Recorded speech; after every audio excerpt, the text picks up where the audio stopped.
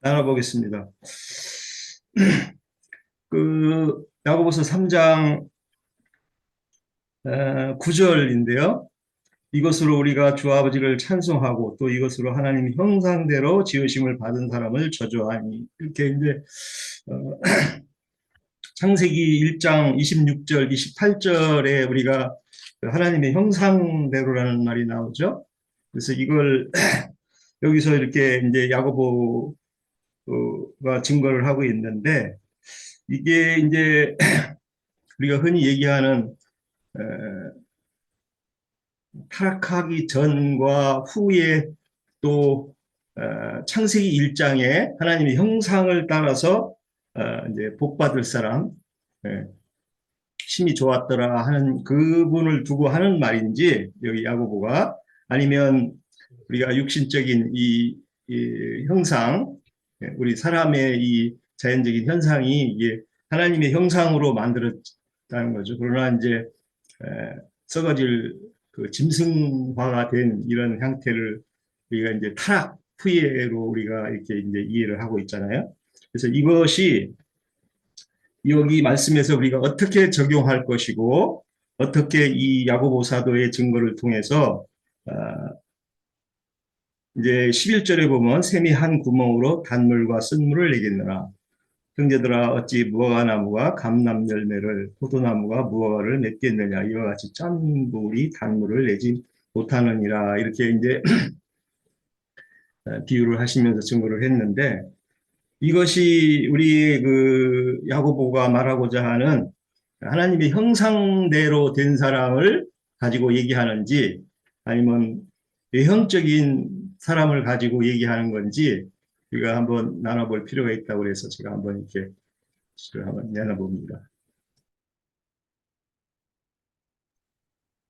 예, 제가 이 야고보서 이제 이거 조금만 더 저도 말씀드리고 주장하는 것 같아가지고 이 말을 좀 적당히 하다가 말해야 될 것 같아요. 저는 물론 근기로 묻는지 모기 전에 이 야고보서가 어떤 적인지를 잘 몰랐고, 다만 그래서 이 부분, 이 야고보서를 읽으면서 영적으로 이렇게 보려고 많이 생각을 했었어요. 그래서 그렇게 많이 부딪히지는 않았는데 몇 가지 부분에서는 마치 율법을 읽는 것처럼 그 정죄받는 듯한, 내가 이거를 할 수 있을까? 그래서 저는 예전에 고등학교 2학년 때 교회를 가서 이 야고보서도 그 읽고, 심지어는 뭐 행함이 없는 믿음은 죽은 믿음이라, 이거를 밤낮 없이 1년 동안 이걸 붙잡고서는 이게 무슨 뜻일까 이렇게 묵상하고, 늘 이렇게 기도하면서 하나님 이게 무슨 뜻입니까? 좀 알려주세요. 이렇게 그 기도를 했을 때 심지어 음성까지 들었어요. 그런데 그게 지금 이제 뭐 지금 와서 보면 전혀 맞지도 않는 얘기지만, 그러면 그래서 이제 이 야고보서를 일단 그렇게 어떤 부분은 이걸 만약에 내가 예를 들어 드려볼게요. 말을 삼가하게 이제 음 아까 여기서 그 말에 실수가 없으면 그랬는데, 우리 중에 말에 실수 없이 할 수 있는 사람이 몇이나 될까?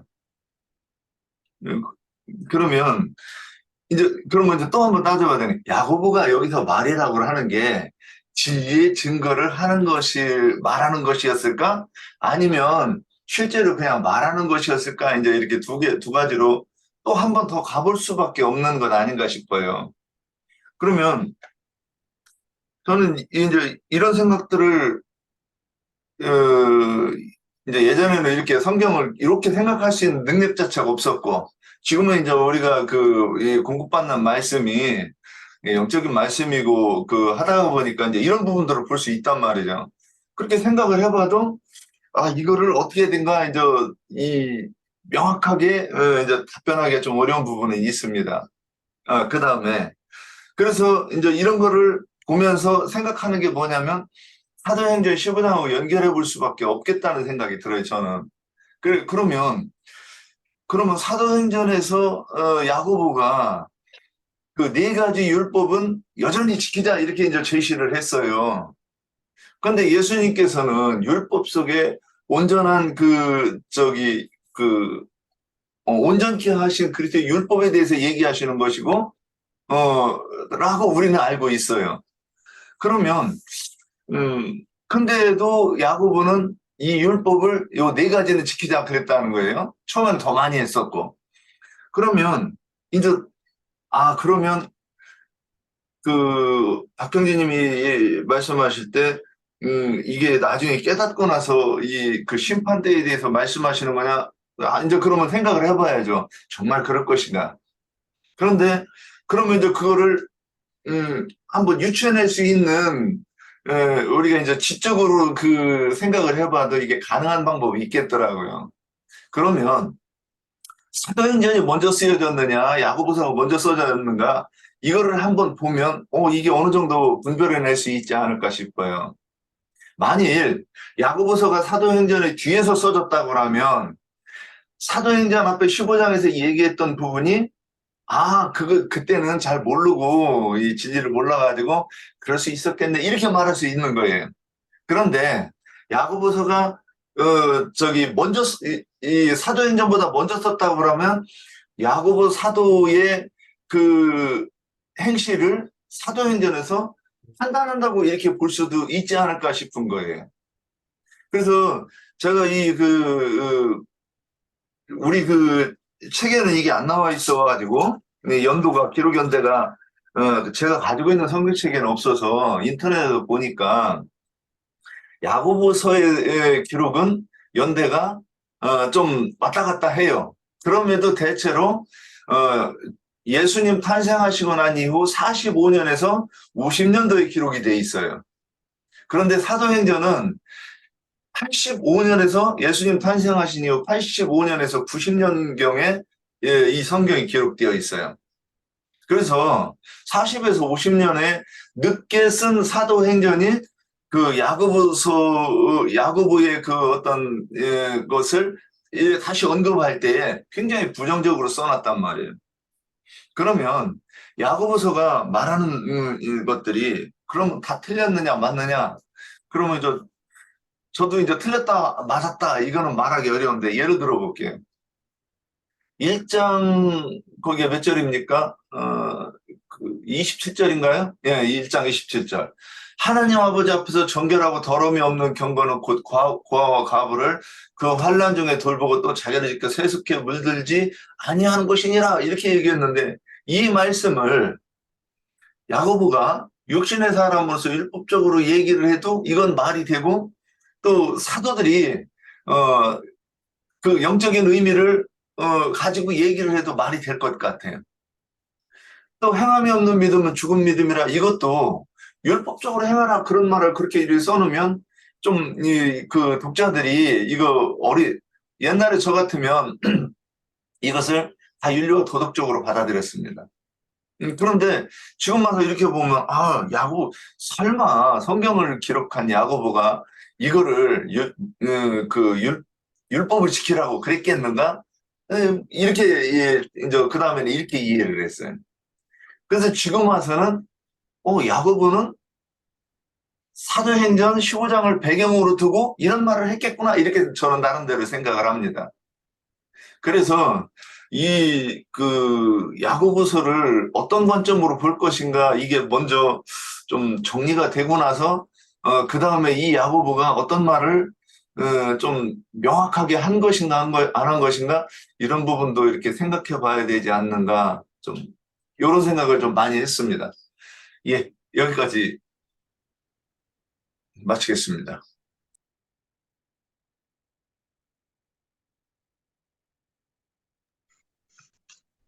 제가 조금 할게요.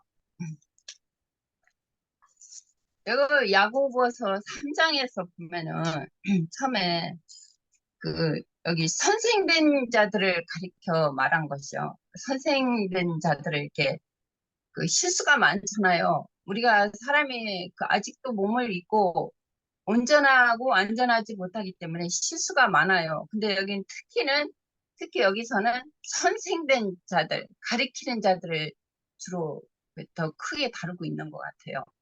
이게 모든 사람들이 이제 배우는 사람들, 특히 배우는 사람들도 우리가 지금 몸을 입고 있기 때문에 실수가 많죠. 그리고 뭐 실수도 하고 나중에 후회도 해요. 우리가 아, 내가 이런 말을 안 했어야 되는데 했네.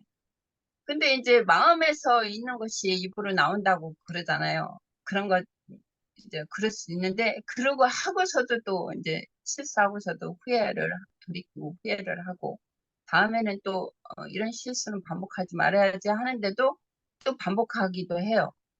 근데 여기서는 이제 특히 가르치는 자를 선생된 자들을 지목해서 말하고 있잖아요, 지금. 야고보서는. 이게 이 사람이 정말 그 구원을 받았고 이게 교회 생활하고 말씀을 이제 우리가 받고 이제 성령이 우리에게 임하고 그 이제 주님의 그 믿음 생활을 한다고 하지만 여전히 우리가 부족한 점이 많잖아요. 아직 까마득하죠. 갈 길이 까마득한데 근데 여기서는 이제 선생된 자들, 가리키는 자들이 이제 그 주로 말씀하고 있잖아요.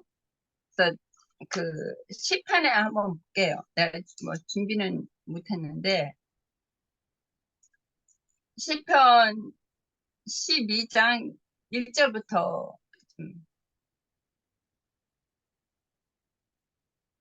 여호와여 도우소서 경건한 자를 끊어지며 충실한 자들이 인생 중에 없어졌나이다. 그들이 이웃에게 각기 거짓을 말하며 아첨하는 입술과 두 마음으로 말하는도다. 여호와께서 모든 아첨하는 입술과 자랑하는 혀를 끊으시리니 그들이 말하기를 우리의 혀가 이기리라. 우리의 입술은 우리 거짓 것이니 우리를 주관할 자가 누구리요 하미로다. 여호와의 말씀에 가련한 자들의 눌림과 궁핍과 자들의 탄식으로 말미암아 내가 이제 일어나 그가 원하는 안전한 지대에 두리라 하시도다. 여호와의 말씀은 순결하며 흙 토기 도가니에 7번 단련한 은 같도다. 여호와여 그들을 지키사 이 세상으로부터 영원까지 보존하시리이다. 비열함이 인생 중에 눕힘을 받을 때에 악인들이 곳곳에 날뛰는도다. 이달서 한번 볼게요.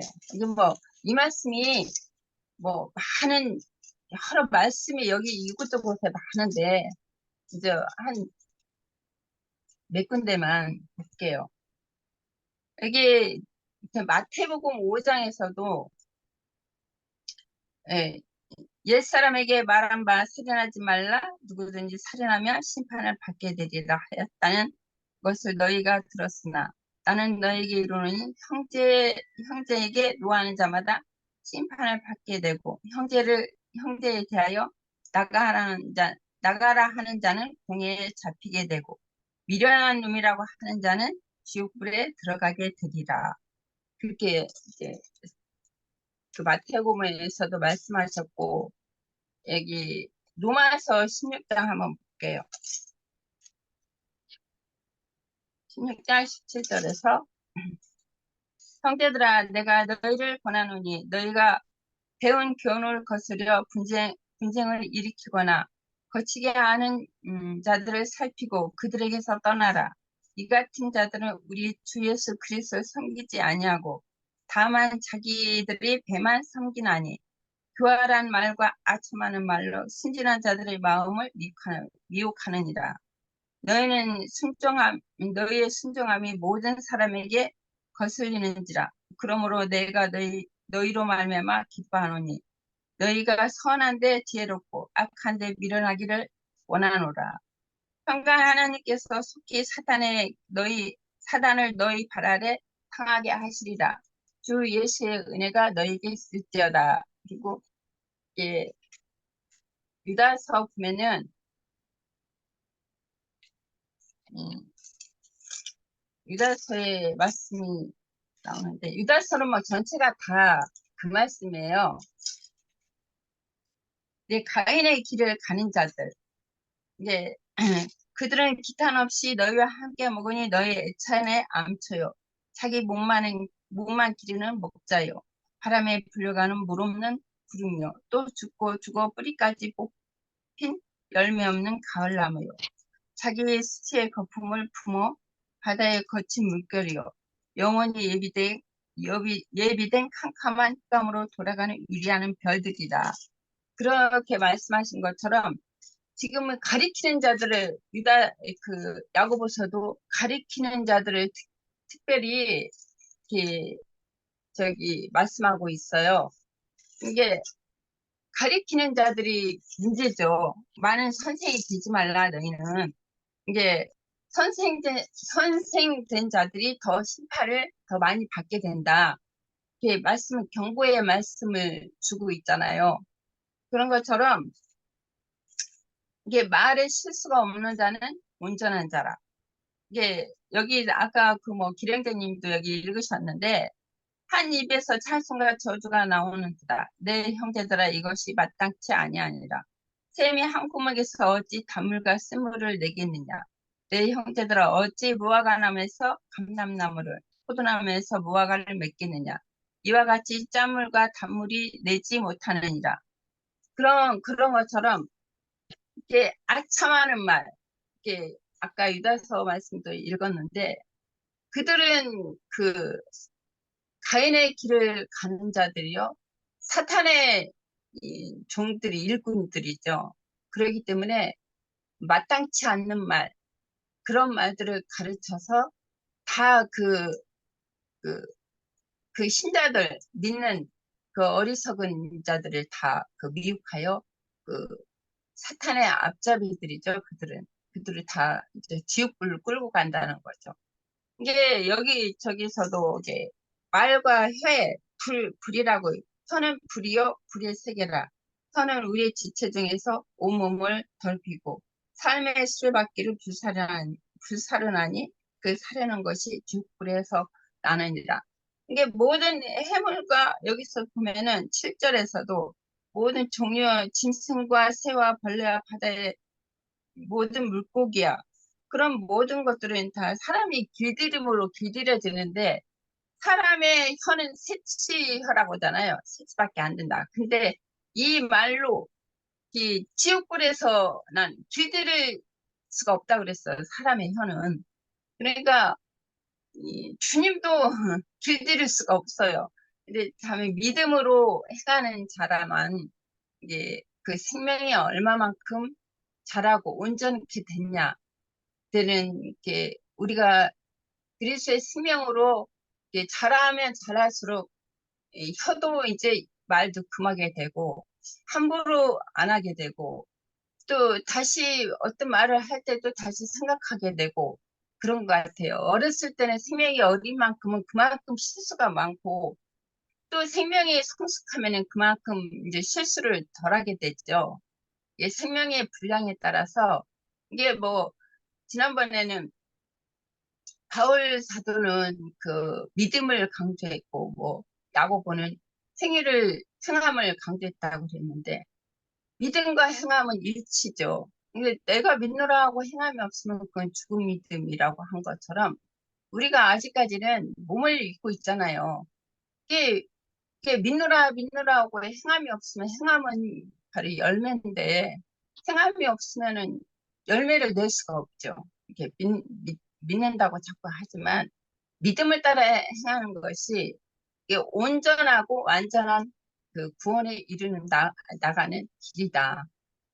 그게 참 답이다. 이렇게 말하고 싶네요. 네. 여기까지 할게요.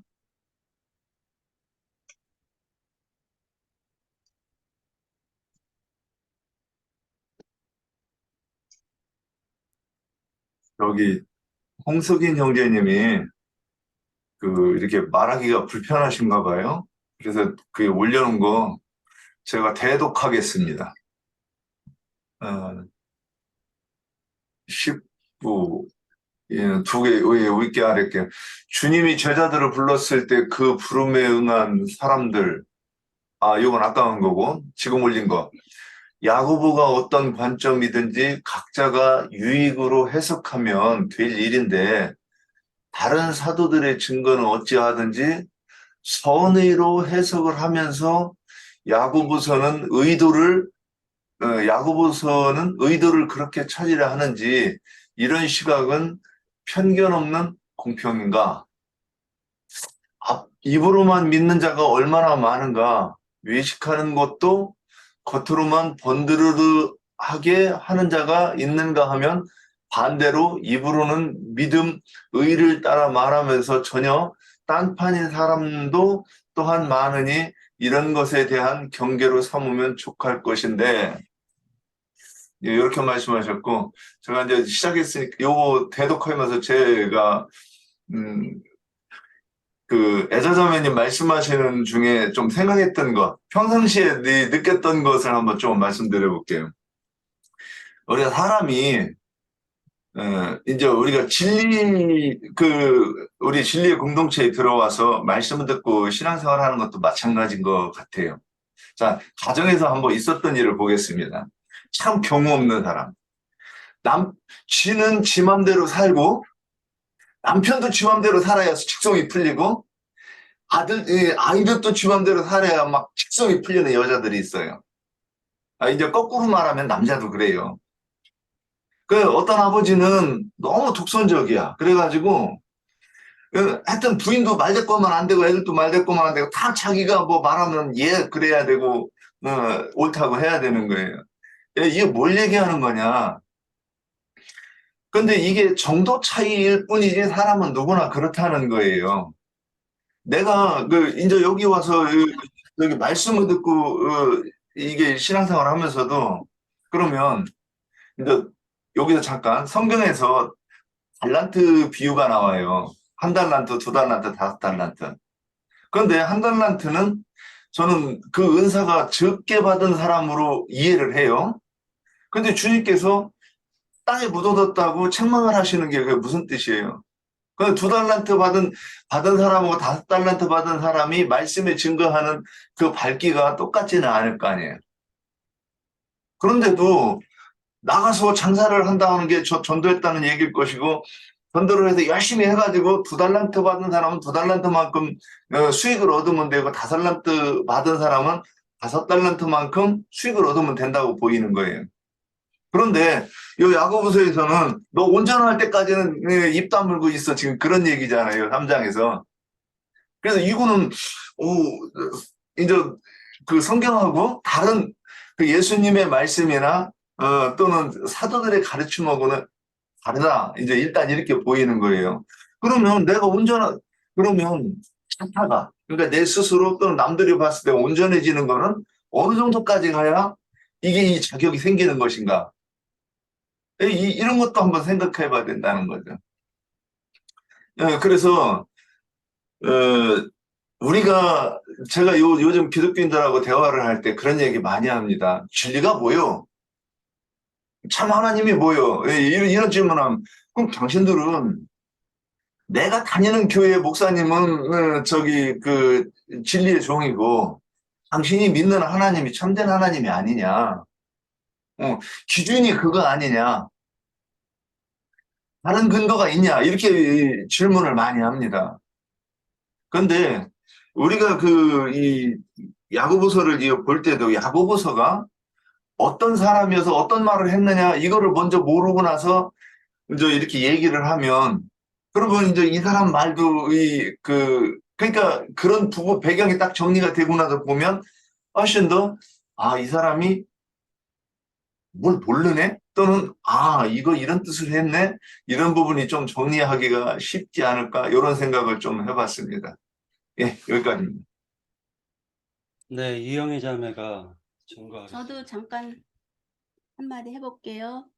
그 3장 1절에 내 형제들아 너희는 선생된 우리가 더 큰 심판을 받을 줄 알고 선생이 많이 되지 말라. 여기에서 교회 안에서의 그 선생은 한 분이어야 한다는 말로 저는 생각이 돼요. 교회 안에서 너도 나도 선생이 되고자 하면 혼란이 나고 말씀이 없는 자 곧 여자 여자를 비유해서 말씀이 없는 자를 곧 여자로 비유하는데 여자가 교회 안에서 시끄럽게 하지 말라라는 그런 것 같고 그 선생이 한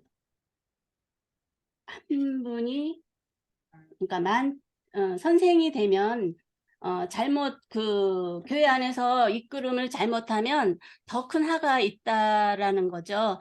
그냥 듣는 그냥 그 지체들보다 더 큰 그 책임이 있다라는 그거를 보여요. 그리고 여기서 불의 세계 그러니까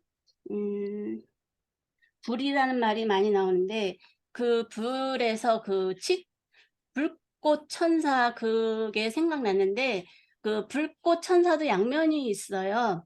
그 치천사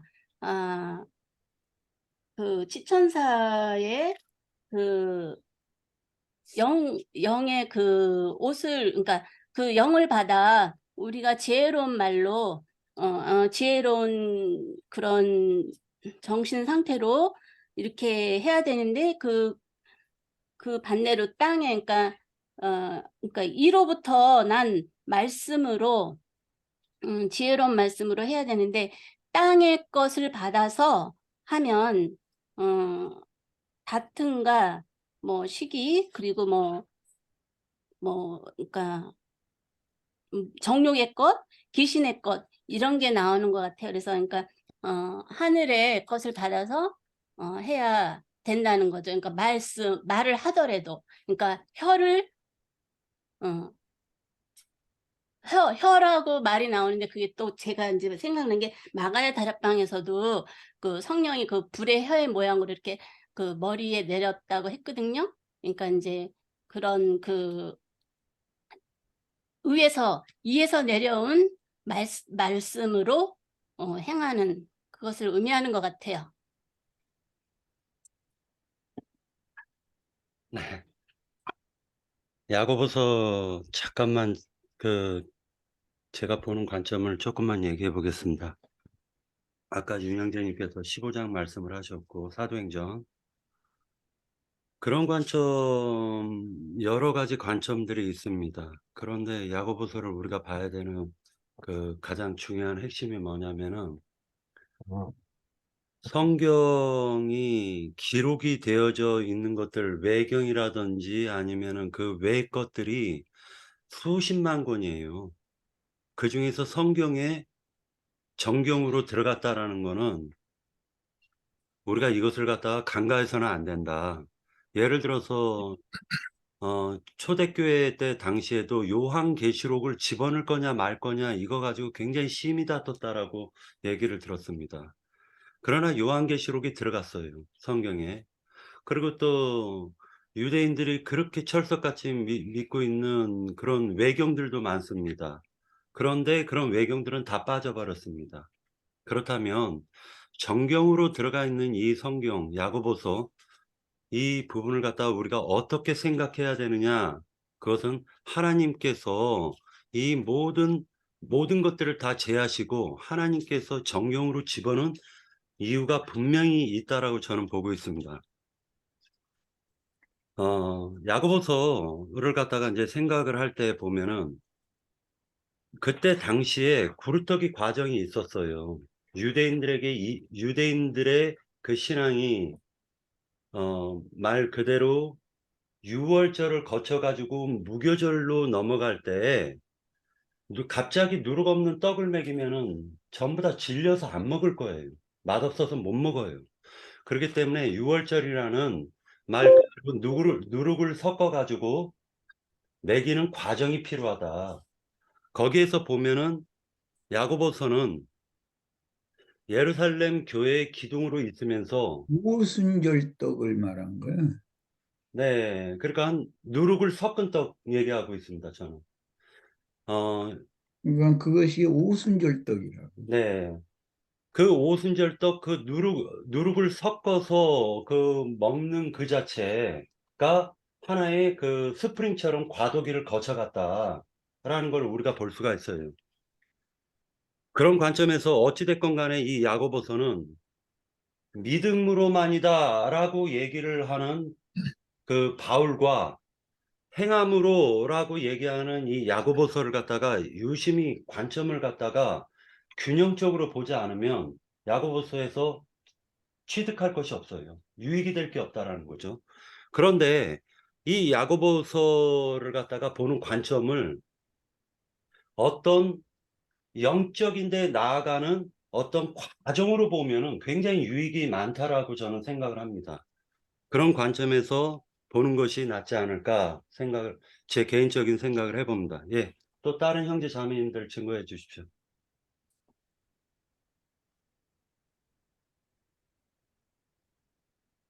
온전한 사람이라고 얘기하는 부분에 대해서 성경에서는 말에 재갈을 갖다가 물리는 것을 갖다가 1장에서도 얘기해 주고 있습니다. 야고보서 1장 26절에 보면 누구든지 스스로 경건하다 생각하며 자기 혀를 재갈 물리지 아니하고 자기 마음을 속이면 이 사람의 경건은 헛것이라 라고 얘기를 합니다. 야고보가 그렇다면 행함을 강조한 것이냐? 저는 그런 것으로 요번에 야고보서를 공부하면서 그렇게 본 것이 아니라 위로부터 받은 그 생명은 그 생명이 자라감에 있어서 나타나는 어떤 현상들을 지금 야고보는 얘기하고 있는데 그 행함이라는 게 저번 주에 얘기했던 것처럼 순종으로도 번역해도 거의 뭐 무방할 정도로 이 야고보서의 그 행함이 없는 믿음은 죽은 것이다 라고 얘기할 때 순종이 없는 믿음은 죽었다라고 표현하는 것이 더 이렇게 마음에 와닿는 것처럼 순종으로 번역해도 거의 뭐 무방하다 할 정도로 저는 생각이 들었습니다. 예, 여기까지 하고 형제 자매님들 의견을 더 듣겠습니다.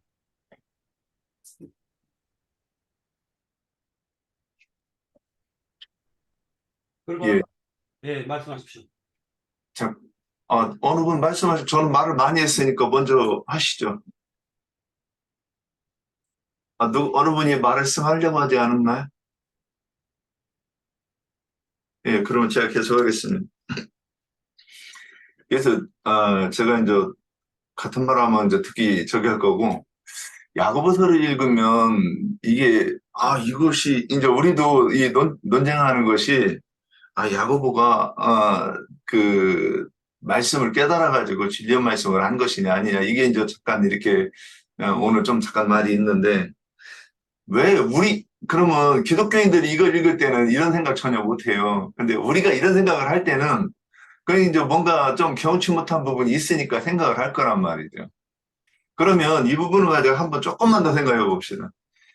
어떻게 해서 그 제자들은 분명히,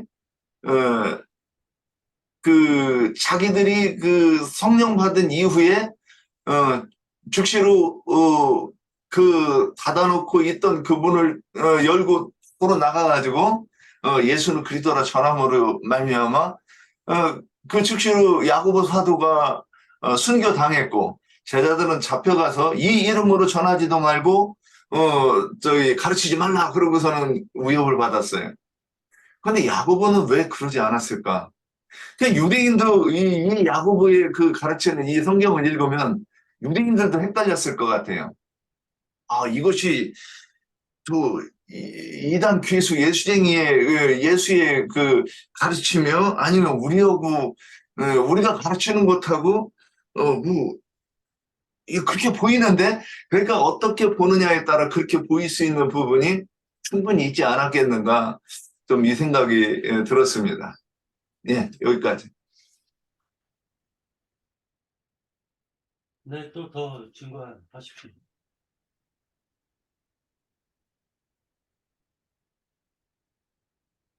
전부 다 그 형제 자매님들이 다 얘기하셨으면은 아까 이제 그 야고보서에서 이제 그 16절에 보면은요. 17절 오직 위로부터 난 지혜는 첫째 성결하고 다음에 화평하고 관용하고 양손하며 긍휼과 선한 열매가 가득하고 편견과 거짓이 없다라고 얘기합니다.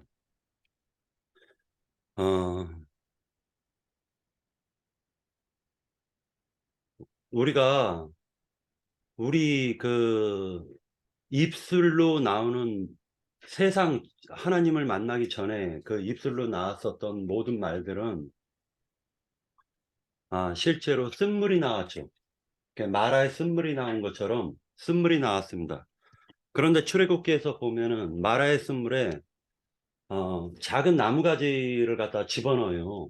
그러니까 단물이 됩니다. 사람이 먹을 수 있는 단물이 돼요. 신앙생활을 하면서 하나님의 말씀을 갖다 복음을 전할 때도 마찬가지로 강요를 한다.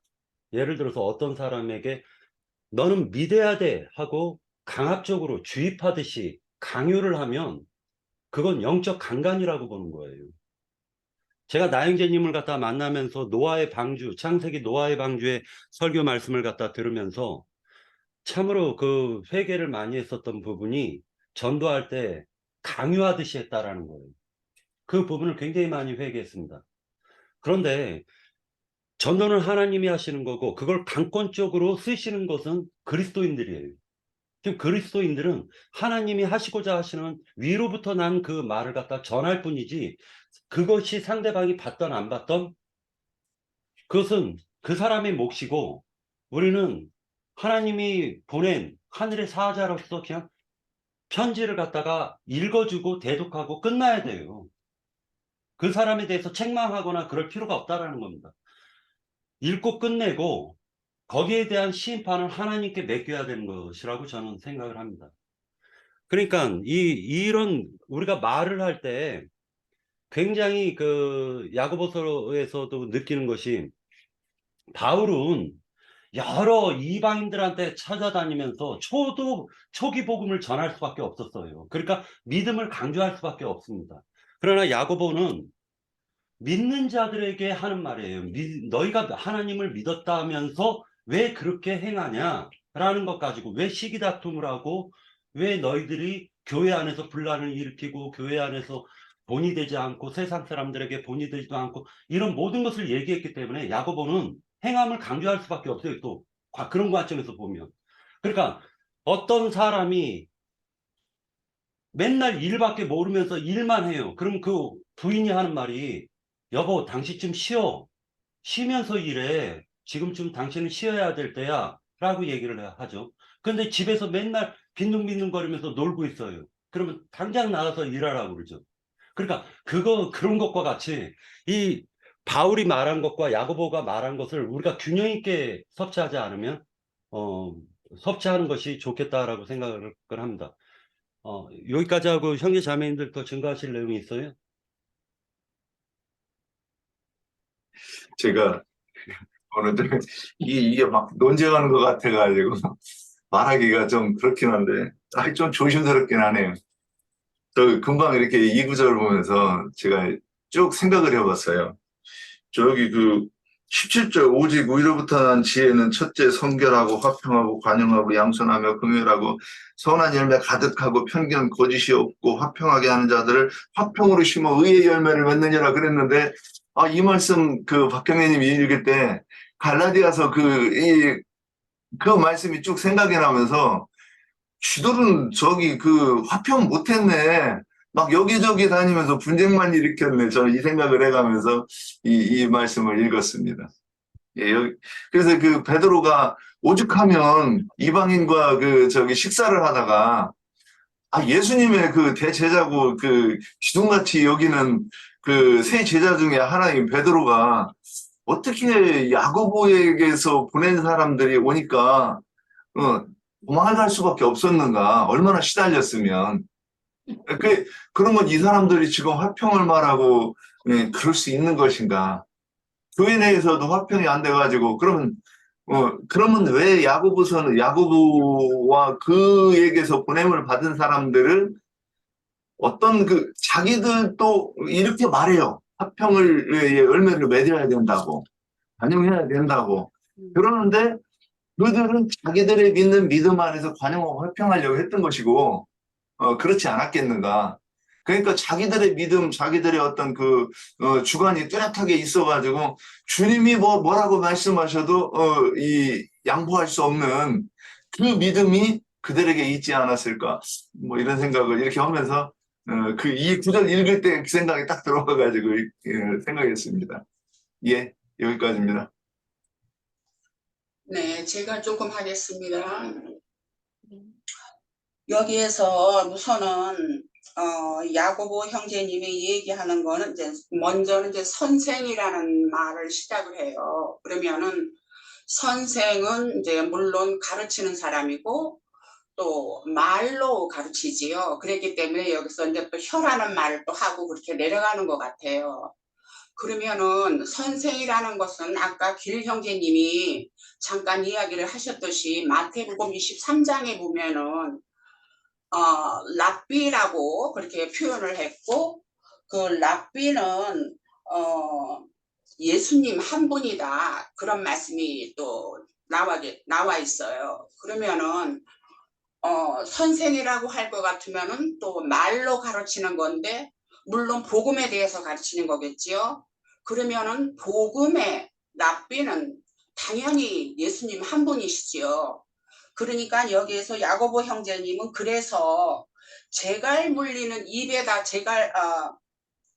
말들이 입에 재갈 물리는 것은 우리에게 순종하려고 하는 것이다 그렇게 얘기를 했어요. 그러면 재갈 물리는 것은 말을 하는 데 있어서 어떠한 제재를 가하는 것인 거거든요. 할 말이 있는 것이고 못할 말이 있는 것이고 그러니까 말을 적절하게 가르치는 데 있어서 말을 적절하게 해야 된다는 말이에요.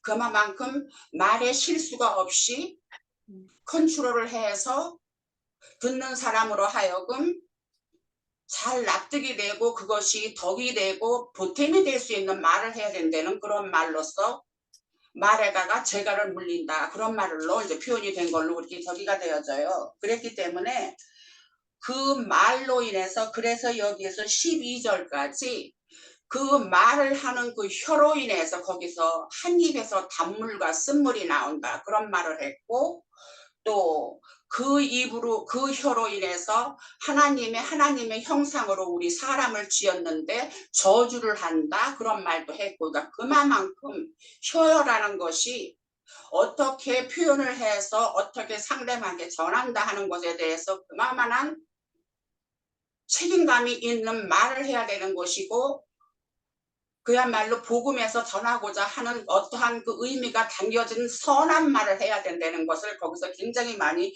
주의를 주는 말인 것 같아요. 그랬기 때문에 그 다음 단락에 가서는 13절에서부터는 그러면은 말을 할 것 같으면은 선행으로서 지혜의 온유함으로 그런 저기로 해서 하늘에서 오는 지혜로 주님으로부터 받는 지혜로 선생 노릇을 해야만 그것이 선한 열매를 맺는 것이다 하는 그런 내용으로 내려가는 말씀인 것 같아요. 그래서 위로 난 지혜는 관용하고 양순하며 긍휼과 선한 열매가 가득하고 편견과 거짓이 없나니 화평하게 하는 것들은 화평으로 심어 의의 열매를 거둔다. 그랬기 때문에 입으로 선생 노릇을 하는 그 모든 것은 그만큼 말에 대한 그 혀라는 것을 옳게 움직여서 선하게 쓰임을 받아야 되고 그렇게 해서 하늘에서 오는 지혜로 인해서 그 혀를 사용을 할 때는 선한 의의 열매를 맺는다 하는 그런 내용의 말씀으로 이렇게 봐집니다. 네, 여기까지 하겠습니다. 네. 더 증거할 내용 없으면은 증거할 내용이 있으세요? 예. 없는 것으로 생각하고 그리고 우리 장로 형제님 말씀을 갖다가 듣고 마무리 짓도록 하겠습니다. 우리가 여러 가지 말을 했지만 좀 정리가 필요할 것 같습니다.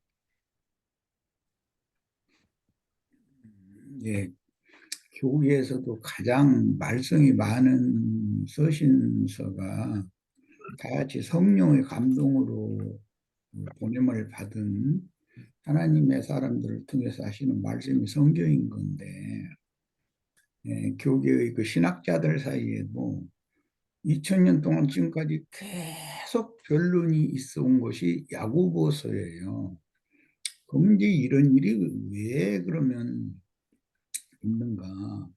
야고보서는 처음 시작에서부터 이방의 믿는 이들을 위해서 보낸 서신이 아니고 흩어진 혈통적인 이스라엘 12지파를 위해서 보낸 서신이에요. 그러니까 가장 그 이제 특징은 뭐냐면 흩어진 이스라엘 12지파는 회당에 모이는 생활을 한다는 것이고, 복음을 믿어서 구원 얻은 교회는 각지에 이 집 저 집에서 모인다는 것이 완전하게 달라요. 회당에 모이는 사람들에게 지금 편지를 보낸 것이 야고보서예요. 그것이 가장 큰 특징이에요. 이 문제를 우리가 이제 생각을 해봐야 되는데, 하나님의 기업은 하늘에 간직한 기업도 있고 땅의 기업도 있어요. 그러면 그 받을 자들이 또 다르겠죠, 당연히. 하늘의 기업이라고 하는 것은 영적 기업을 말하는 것이고, 땅의 기업이라고 하는 것은 천연적인 사람들이지만 하나님의 자녀들이 되었던 이스라엘 12지파 사람들이 가나안 땅을 유업으로 받는 것에 근거를 가지고 있기 때문에 이게 이제 서로가 그 하나님의 기업이 하나만 딱 있으면은 다 일치되겠죠. 그런데 두 기업이 있기 때문에 이런저런 혼란이 나오는 거예요. 그 야고보서는 땅의 기업을 받을 자들을 향해서 지금 말씀을 주신 것이고, 다른 이제 특히 바울 서신은 하늘의 기업을 받을 자들을 향해서 말씀을 주신 거예요. 그렇기 때문에 누구의 말이 맞다 틀리다 이렇게 판단을 하면 안 돼요. 이것은 하나님의 경륜이니까. 하나님은 당신의 기업을 예수님의 영과 생명의 세계를 유업으로 받을 자들도 있지만 말씀이 육신이 되어 이 세상에 오셔서 사시면서 본을 보이셨던 그 인자 예수를 기업으로 받을 것을 추구할 사람들이 당연히 있어야 되는 거예요. 부활 승천하신 예수님만을 기업으로 삼는 그 세계만 있는 것이 아니다. 지금 이 말이에요. 그러니까 주님께는 우리가 신앙생활을 하는 것도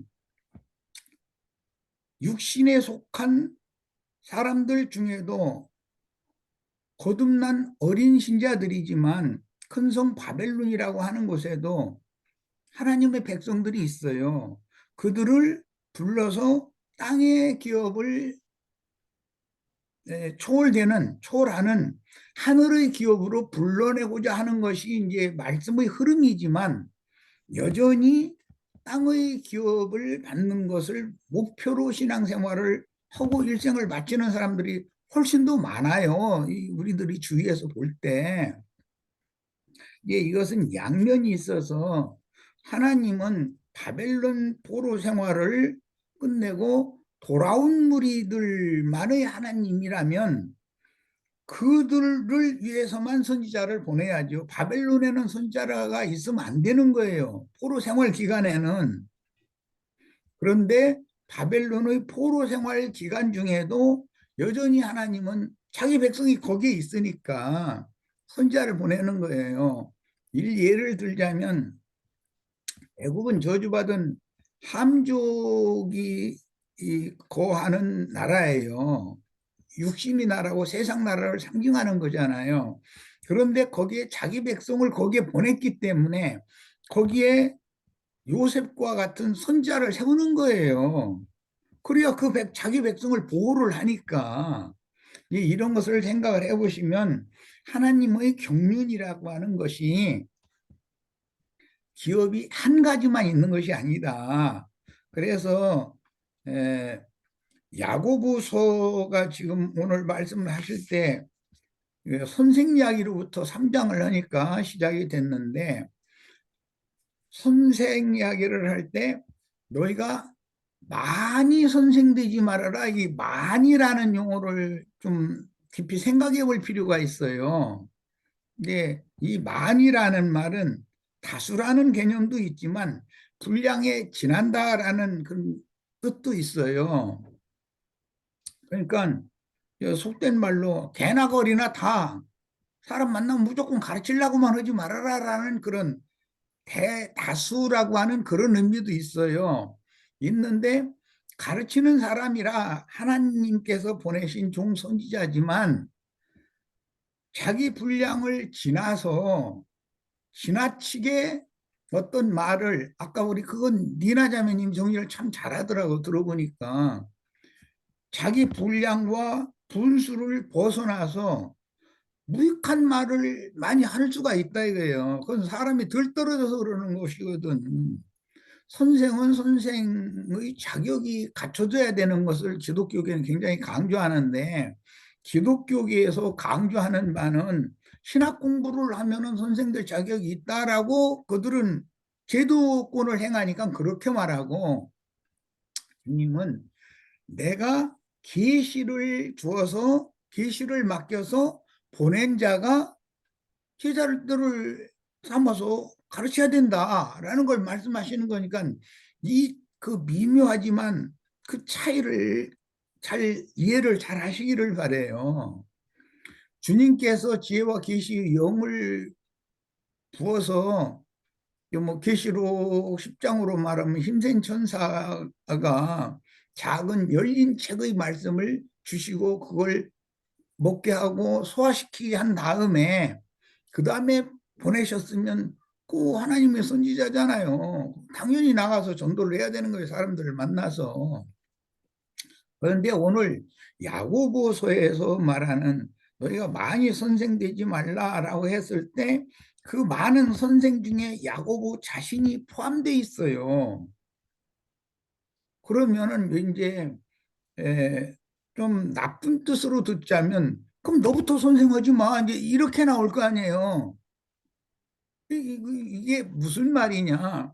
너는 그럼 주의 성령께서 너에게 어떠한 계시를 주셨고 어떠한 지혜와 계시 말씀을 맡겨서 우리에게 보냄을 받았느냐라고 이방인들 같으면 그걸 질문을 할 거예요. 그런데 이스라엘 12지파는 당연하다고 받아들이는 거예요. 자기들을 위해서 보낸 선생이라고 믿으니까 야고보를. 그런데 이 점을 잘 생각을 하셔야 돼요. 교계 신자들한테 전도를 해보면 자신들을 가르치는 목회자가 당연히 자신들의 랍비라고 믿으니까 그러고 따르고 순종하고 하는 거 아니에요. 만약에 이분이 뭔가가 균형이 틀어지게 뒤틀리게 많은 부분에서 오류가 있는 것을 우리에게 가르쳤을 때 우리는 무턱대고 받아들였구나 라고 생각한다면 나오겠죠. 당연히 나오는 거예요. 그 사람은 바벨론에서 포로 생활을 마치고 새 예루살렘으로 새 땅으로 나온 사람이거든요. 새 하늘과 새 땅으로 나온 사람이거든요. 그러니까 이제 이 차이예요. 그래서 아직 우리가 이 생에서 결론이에요. 이 육신의 이 장막을 입고 신앙생활을 할 때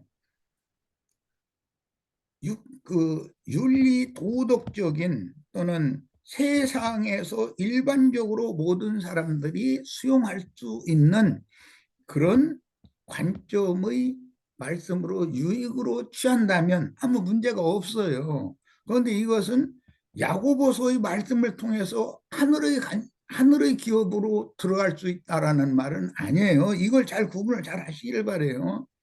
야고보의 편지는 기본적으로 땅의 기업을 받는 사람들인 12지파에게 지금 보내는 것이지 하늘의 기업을 받을 사람들을 위해서 지금 이 서신을 주신 것이 아니에요. 교훈을 주신 것이 아니에요.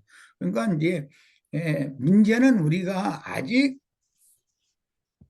하늘의 시온산에 우리가 이런 것에 대해서 내가 그렇게 강조하고 가르치지만 여전히 그의 사고 사상이 아직도 땅의 일이 더 비중이 큰 사람이 교회 안에 얼마든지 있을 수 있어요.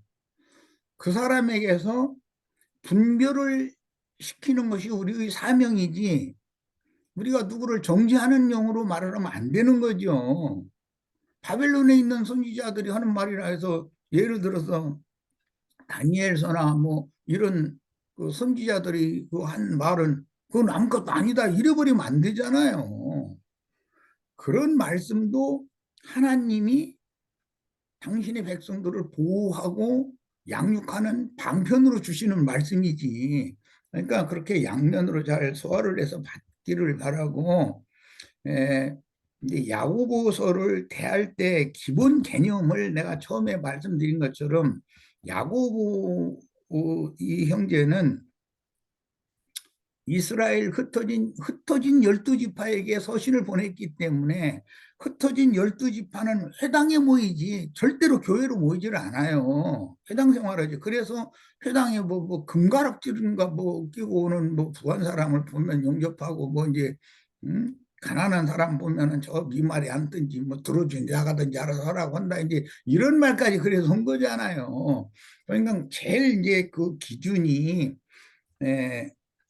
기독교계에도 선지자가 있어야 된다. 그런데 기독교계의 신자들은 여전히 거듭났을지라도 육신에 속한 어린아이들인 것이고 나머지는 가라지들이니까 이제 그런데 기독교인들은 다 가라지다 이렇게 말하면 안 된다는 거죠. 치우치면 안 되니까. 그래서 그들은 야고보서의 교훈이 훨씬 더 귀에 잘 들어와요. 당연해요. 왜 땅에 속한 말을 하니까. 그러나 바울이 하는 말은 잘 안 들어와요. 왜냐하면 우리가 현상적으로 볼 땐 전부 땅에 뭐 나는 양양에 있고 우리 형제 자매들은 지금 뭐 어디 오산에 있고 뭐 어디에 있고 다 그런데 하늘이 안 쳐졌다? 우리가 뭐 하늘의 쉬운 산에 이르렀다 이러면은 이게 매우 공허한 말로 들리잖아요. 그것은 아직 그 사람의 정신세계가 완전히 옛사람의 모든 것을 완전히 바벨론에서 완전히 벗어난 사람이 아니다. 이게 오경으로 말하면 출애굽이 완전히 된 사람이 아니다 이런 말이에요. 그러니까 이제 그것을 잘 염두에 두시고 우리가 아직도 지난번에 내가 그 얘기한 것처럼 육신을 입고 이 생에 살아있기 때문에 어떤 말을 좌로나 우로나 치우치면 안 된다. 우리가 아직은 육신을 완전히 벗은 사람이 아니지 않냐. 그러나 우리의 속사람은 실제로 구원하는 건 육체를 구원하는 것이 아니라 거듭난 속사람을 구원하는 것이기 때문에 속사람이 온전케 되는 것을 추구를 해야 되겠다. 이제 이거 그런 데는 그러기 위해서는 야고보서의 말씀도 우리의 인생사의 교훈으로 받아서 손해될 것은 아무것도 없는 거죠. 그렇게 이해를 하시면 되겠고, 하나님의 형상이라는 말도 이게 굉장히 헷갈려요. 하나님의 형상으로 지은 사람을 한 입으로 막 저주하고 정죄도 하고 그러느냐 이제 이런 표현을 했는데 그 회복력에는 이게 이제 모양이라고 돼 있고 원래 이 말이 그 용어의 뜻이 유사하게 비슷하게 그런 뜻이지 이것은 아담을 최초에 지었을 때 아담은 죄인이 아니었었어요. 죄가 들어오기 전에 그냥 지음받은 사람이에요.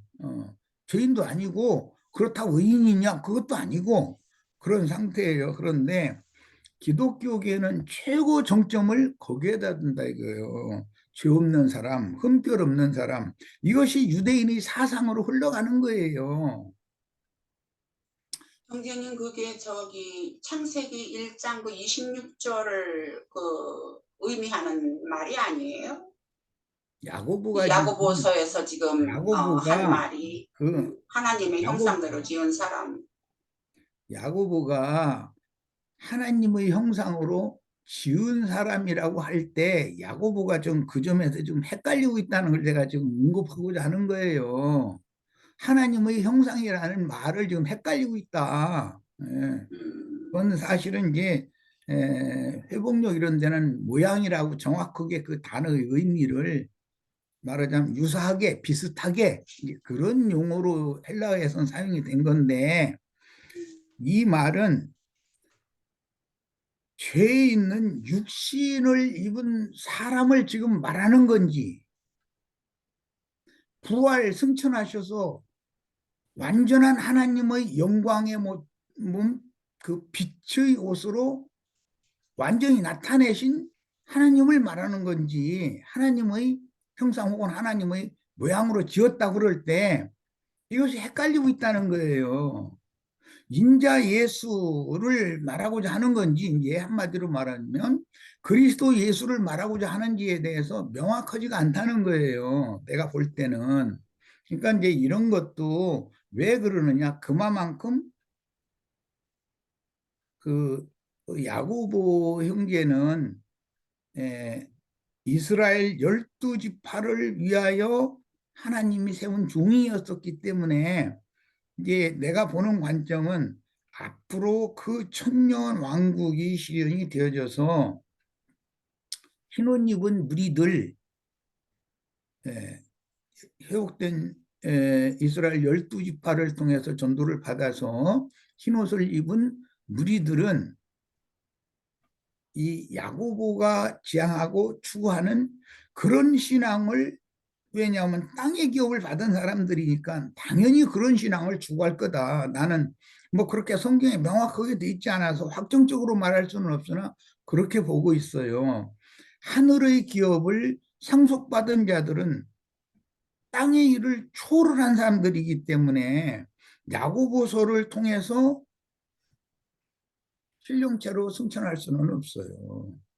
난 그렇게 보고 있어요. 그러니까 그 점을 구분을 잘 하시기를 바래요. 우리도 아직 육신의 이 장막을 입고 있기 때문에 몸까지도 완전히 신령체가 되어져서 승천한 상태는 아니잖아요. 속사람만 지금 하늘에 앉혀져 있고 양육을 받는 중이지. 그래서 양면을 우리가 구속받은 영혼만 갖고 있는 게 아니라 아직도 더 후패되어지고 더 낡아지고 완전히 무너져야 되는 겉장막도 여전히 있고 있으니 양면의 말씀을 합당하게 취하는 게 필요하겠다라고 지난번에 내가 얘기를 했었던 거예요. 네, 마치겠습니다.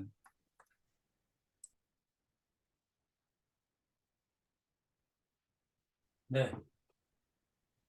이것으로 마칠까요? 저도 그래서 아까 질문에 그걸 이제 불분명하게 얘기하는 거기 때문에 우리가 이것을 어떻게 받아들일 건가 이 부분을 좀 이렇게 논했던 거고, 저도 이걸 보면서 이게 이 야고보가 9절에 이렇게 그 하나님의 형상을 거론한 것이 약간 그 좀 걸쳐 있는 그런 상태로 이해했습니다. 예. 네. 이것으로 하나님의 형상과 모양으로 완전히 만들어지면 부활 승천하신 그리스도 천사장이 되어져야만 하나님의 형상과 모양으로 만들어진 거예요. 그 전에는 아직 완전한 하나님의 형상으로 만들어진 상태는 아니죠. 회복력에는 모양으로 돼 있네. 형상이라는 말은 없고 그렇습니다. 모양으로 원래 돼 있어요. 헬라어 단어의 뜻이 모양이라는 말이 유사하다라는 뜻이니까 형상이라는 말이 아니고. 그리고 야고보가 이 신약 시대에 세 명이 나오죠. 그 알페오 아들 야고보가 있고 또 그 예수님의 이제 동생인 지금 야고보서를 쓴 야고보가 있고 또 순교하신 요한의 형 야고보가 있고, 우리가 이렇게 야고보에 대한 이해도 분명히 좀 할 필요가 있다고 봅니다. 예. 그리고 제자들의 아버지들 중에도 야고보가 뭐 2명인가 있는 것 같은데요. 그 누구의 아버지, 그러니까 야고보의 아들 누구도 있는 것 같은데. 요한의 형제 야고보.